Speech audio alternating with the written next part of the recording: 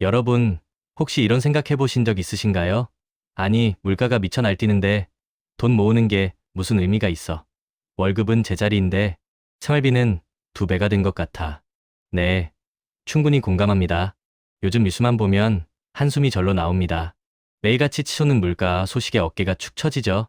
유효하지만 이런 고물가 시대에도 오히려 1억 만드는 법이 더 쉬워질 수 있다는 사실 알고 계셨나요? 엥? 이게 무슨 황당한 소리냐고요? 물가가 미쳤는데 1억을 모으는 게 더 쉽다니 말이 안 된다고 생각하실 수도 있습니다. 하지만 오늘 제가 그 놀라운 비밀을 알려드릴 겁니다. 단순히 열심히 모으세요. 같은 뻔한 이야기가 아닙니다. 고물가라는 위기를 기회로 바꾸는 현실적인 전략들을 소개해 드릴 테니 끝까지 집중해 주세요.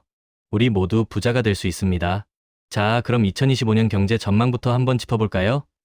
여러 경제 기관들의 전망을 종합해보면 2025년 물가 상승률은 1% 후반에서 2% 초반대로 예상됩니다. 한국은행은 1.9%, OECD는 1.8%, 현대경제연구원은 1.7%로 내다봤죠. 심지어 소비자 물가 지수는 2025년 11월 기준으로 1년 전보다 2.4%나 뛰었습니다. 즉, 물가 상승은 기정사실이라는 겁니다. 우리의 구매력은 계속해서 떨어지고 지금 1만 원으로 살 수 있는 물건이 내년에는 9천 원짜리가 될 수도 있다는 의미죠. 이런 상황에서 단순히 은행 예금에만 의존하는 건 사실상 돈을 잃는 것과 다름없습니다. 은행 이자가 물가 상승률을 따라가지 못하니 실질적인 내 자산은 계속 줄어들게 되는 거죠. 그런데 말입니다. 이런 고물가 시대에 경제 성장률은 둔화될 것이라는 전망이 지배적입니다.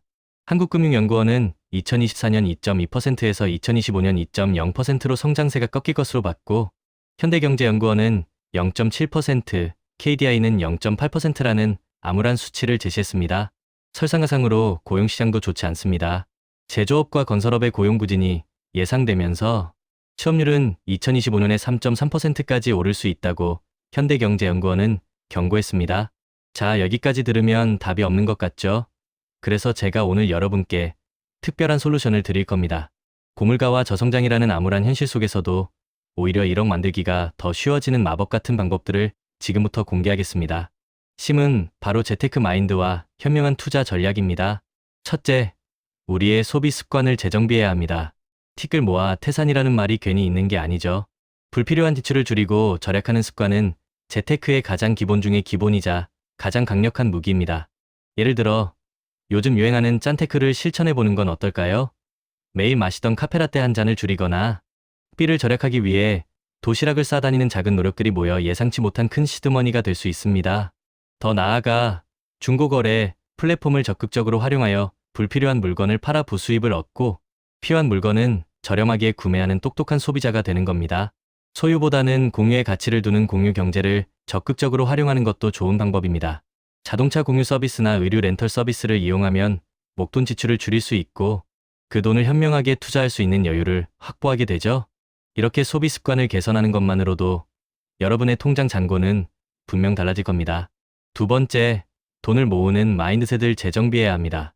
단순히 나는 돈이 없어, 나는 재테크에 소질이 없어라고 생각하는 순간 여러분의 1억 만들기는 이미 실패한 것이나 다름없습니다. 나는 1억을 모을 수 있다. 나는 강력한 긍정 마인드와 함께 꾸준한 절약과 현명한 투자에 대한 확고한 신념을 가져야 합니다. 투자는 단거리 경주가 아니라 마라톤과 같습니다. 조급해하지 않고 꾸준히 목표를 향해 나아가는 끈기가 필요해요.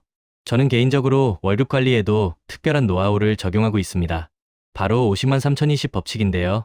월급의 50%는 주거비, 식비, 교통비 등 필수 지출로, 30%는 취미, 외식 등 나를 위한 욕망 지출로, 그리고 나머지 20%는 저축이나 투자에 사용하는 겁니다. 이 비율은 각자의 상황에 따라 조절할 수 있지만 중요한 건 나만의 규칙을 세우고 꾸준히 지키는 것입니다. 예를 들어 나는 무조건 월급의 30%는 투자한다 라는 강력한 목표를 세우고 매달 자동이체를 설정하는 거죠.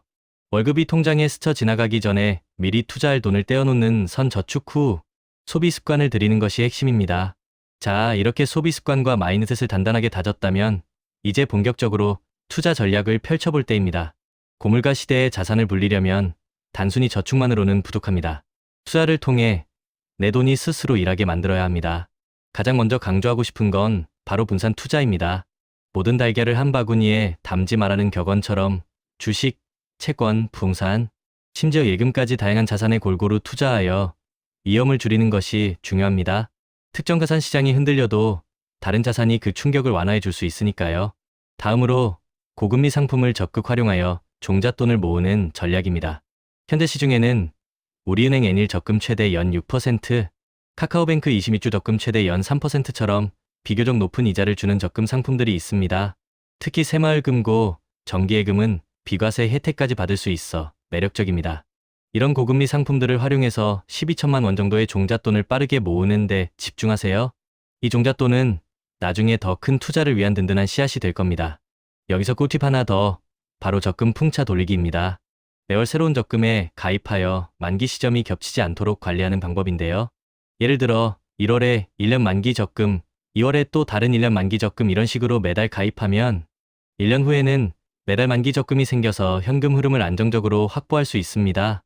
마치 풍차가 돌아가듯이 돈이 꾸준히 쌓이는 즐거움을 경험하실 수 있을 거예요. 그리고 요즘 뜨는 AI, 재테크도 놓치지 마세요. AI 기반 자산관리 솔루션들은 개인의 투자 성향과 목표에 맞춰 최적의 포트폴리오를 추천해주고 시장 상황 변화에 따라 자동으로 리밸런싱까지 해줍니다. 바쁜 현대인들에게는 정말 유용한 도구가 될 수 있죠. 물론 AI가 모든 것을 해결해 주지는 않지만 전문가의 도움을 받는 것처럼 효율적인 투자를 가능하게 해줄 겁니다. 소액 투자자분들을 위한 유망한 투자처도 있습니다. 공모주나 상장 리츠인데요. 공모주는 비교적 적은 금액으로 기업의 성장에 함께 투자할 기회를 제공하고, 리츠는 부동산 간접 투자를 통해 분기별로 배당 수익을 받을 수 있어 안정적인 현금 흐름을 원하는 분들에게 좋습니다. 물론 투자는 항상 리스크를 동반하니 신중한 판단이 필요합니다. 그렇다면 2025년에 특별히 주목해야 할 유망 투자처는 어디일까요? 다시 한번 강조하지만 투자는 개인의 판단과 책임하에 이루어져야 합니다. 저는 개인적으로 기술, 친환경 에너지, 헬스케어 분야에 주목하고 있습니다. 디지털 전환 가속화와 친환경 에너지 전환이라는 거대한 흐름은 거스를 수 없는 대세입니다. 이와 관련된 기업들은 앞으로도 꾸준히 성장할 가능성이 높다고 봅니다. 또한 고령화 사회로 접어들면서 헬스케어 산업의 중요성도 더욱 커지고 있죠. 이런 트렌드를 읽고 선제적으로 투자하는 지혜가 필요합니다. 그리고 대체 자산 투자도 고려해 볼 만합니다. 부동산, 원자재, 사모펀드, 헤지펀드 등은 주식이나 채권 시장의 변동성에 크게 영향을 받지 않으면서 인플레이션 해지 효과를 기대할 수 있습니다. 특히 고물가 시대에는 원자재 같은 실물 자산이 매력적인 투자처가 될 수 있습니다. 하지만 대체 자산 투자는 일반 투자자가 접근하기 어려운 경우도 많으니 전문가의 조언을 구하거나 소액으로 투자할 수 있는 상품을 신중하게 선택하는 것이 중요합니다. 자, 이제 1억 만들기의 구체적인 방법으로 들어가 볼까요? 도대체 얼마를 모아야 1억이 되는 건데? 라는 질문에 답을 드리겠습니다. 5년 안에 1억 원을 모으는 것을 목표로 한다면 월 약 166만 원을 저축해야 합니다.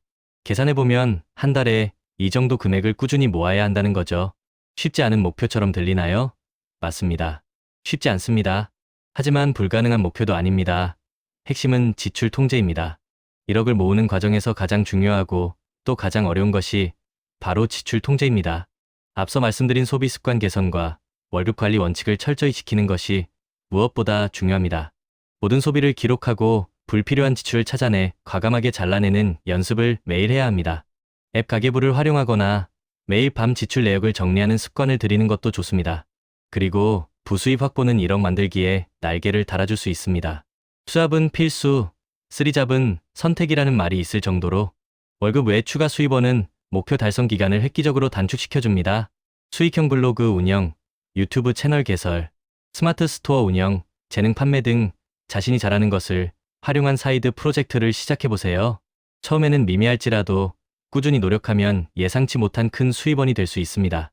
그럼 고물가 시대에 살아남기 위한 생존 전략도 알아봐야겠죠? 첫째, 가성비 소비는 이제 선택이 아닌 필수입니다. 저가 뷔페, 반값 도시락 등을 활용하여 식비를 절약하고 마트 마감 시간 세일이나 유통기한 임박 할인 상품을 노려 생필품을 저렴하게 구매하는 똑똑한 소비자가 되어야 합니다. 앱테크나 포인트 적립을 적극적으로 활용하는 것도 좋은 방법입니다. 둘째, 앞서 언급했듯이 공유 경제를 적극적으로 활용하세요. 자동차를 구매하는 대신 카쉐어링을 이용하고 명품 가방을 구매하는 대신 렌털 서비스를 이용하는 것처럼 소유의 개념에서 벗어나 경험의 가치를 두는 소비 방식을 생활화해야 합니다. 이것은 단순히 돈을 아끼는 것을 넘어 자원의 효율적인 활용이라는 측면에서도 매우 의미 있는 행동입니다. 마지막으로 2025년 재테크를 위한 몇 가지 참고 사항을 알려드릴게요. 첫째, 2025년에는 금리 인하가 예상됩니다. 미국 연준의 금리 인하 움직임과 한국은행의 정책 변화를 예의주시하며 금리 변동에 따른 재테크 전략을 미리 수립해야 합니다. 예를 들어 예금이나 적금의 비중을 줄이고 주식이나 채권 등 투자 자산의 비중을 늘리는 방식으로 포트폴리오를 조정할 수 있겠죠. 둘째, 미국 대선 결과나 글로벌 무역, 분쟁 등 외부 요인이 경제에 미치는 영향을 항상 주시해야 합니다. 국제정세의 변화는 환율, 유가, 주식시장 등 모든 투자 자산에 영향을 미치므로 관련 뉴스를 꾸준히 확인하고 발빠르게 대응하는 자세가 중요합니다. 워런 버핏도 다른 사람들이 탐욕스러울 때 두려워하고 다른 사람들이 두려워할 때 탐욕스러워라고 말했듯 시장의 흐름을 읽는 눈을 키워야 합니다.